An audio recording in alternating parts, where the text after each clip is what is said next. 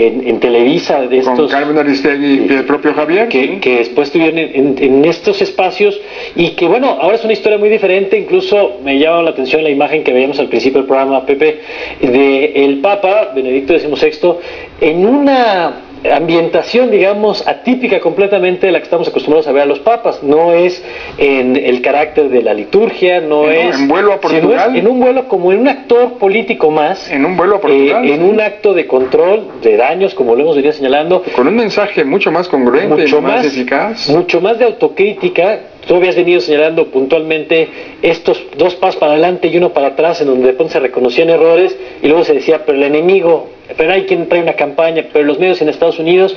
Y ahora hay una parte, particularmente el mensaje final, donde habla de justicia y perdón, que es algo que algunos medios retomaron, donde dice, el perdón no sustituye a la justicia. Exacto, no es suficiente el perdón, hay que ejercer la justicia, es decir, someter a la justicia a los delincuentes que han utilizado pues la sotana, la investidura religiosa, pues para abusar de menores, etc. Y en ese sentido se convierte en un tema que pues 13 años después pues sigue pasando factura también a todos los que en ese momento hicieron la defensa. Claro, exactamente. Y además, algo muy interesante en el mensaje del Papa de hoy, ¿no? Es decir, porque en la relación con los medios, que es de lo que trata este programa, pues hay una verdadera rectificación, ¿no? Es decir, ya no solo culpa a las persecuciones externas, particularmente de los medios y de los grupos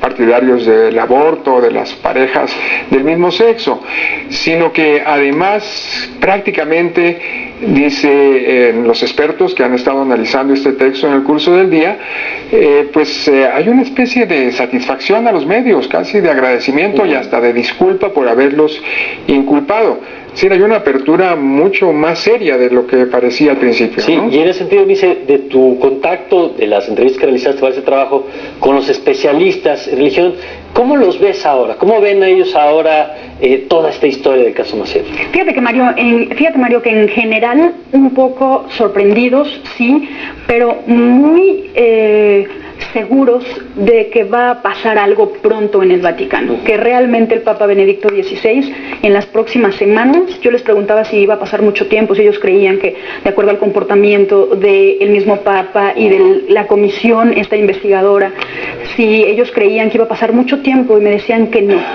que lo que ellos creían, 3, 4 especialistas, escritores, investigadores sobre temas religiosos, me decían que lo más seguro, ellos preveían que en las próximas semanas, no más de 2 meses, en el Vaticano se podría ya saber cuál iba a ser el futuro de los legionarios de Cristo. Hay un punto muy interesante que también hay que analizar y que también lo han planteado los expertos en este tipo de situaciones en el clero y también de expertos en comunicación. Es decir, hasta dónde concentrar todos los males en un monstruo en el que han convertido a Maciel. Personalizar no está poniendo a salvo, bueno, por una parte no está ocultando las causas de esas monstruosidades, es decir, esa secrecía, esa hipocresía, esa forma de ocultar como cultura religiosa y como cultura política las lacras de toda organización, y hasta dónde también pues se están poniendo a salvo pues quienes ocultaron, quienes alentaron estas monstruosidades, quienes las encubrieron, porque bueno, pues todo mundo queda como en aquellas novelas de Sciascia muy contento de que no le haya tocado ser el monstruo, independientemente de que haya tenido que ver con el monstruo, ¿no? Es decir, si todo se concentra en uno muy malo, pues ya los demás quedan a salvo, ¿no? Claro, y en términos, ahora que mencionabas de estrategias de comunicación, hay este triángulo, digamos, que algunos plantean de los 3 roles que se pueden jugar en una crisis, el de villano, el de víctima y el redentor, ¿no? El que resuelve el asunto. Así son. Hemos visto cómo durante cierta etapa se ha señalado a la jerarquía como el villano, como quien sabía y protegía.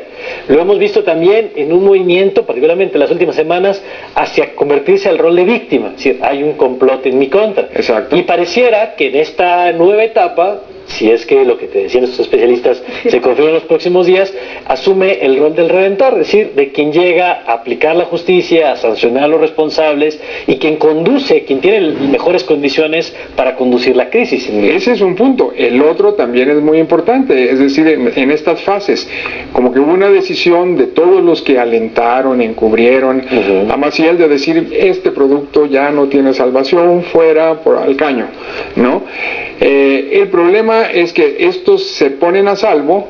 En cambio, hay una serie de inocentes también en este tipo de fenómenos de pánico moral, es decir, egresados, profesores de las escuelas de los legionarios, de las universidades, pues que no tenían nada que ver con estas monstruosidades y que están siendo también ya estigmatizados, descalificados. Muchos sacerdotes, incluso muchos laicos que creían de buena fe en esto, pues de un plumazo también están siendo descalificados o estigmatizados. Es decir, hay un fenómeno que también habría que analizar en adelante, ¿no? Pues ahí está el tema y queda pues para seguir con el análisis. Claro que sí. Pues muchísimas gracias, Eunice, y muchas felicidades por este reportaje tuyo que pusiste este tema en el centro de la agenda del debate público. Felicidades, muchas gracias. Bien por La Razón. Y bien por el periódico La Razón. Sí, nos vamos a un corte y volveremos con la opinión publicada en el DF.